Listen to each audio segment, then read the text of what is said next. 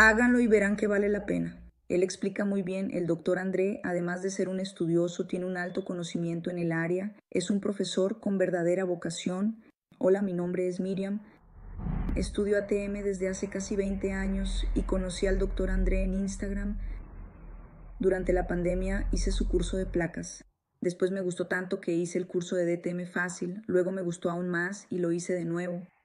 Pagué y volví a hacer su curso. Y miren, gente, es imperdible. Háganlo y verán que vale la pena.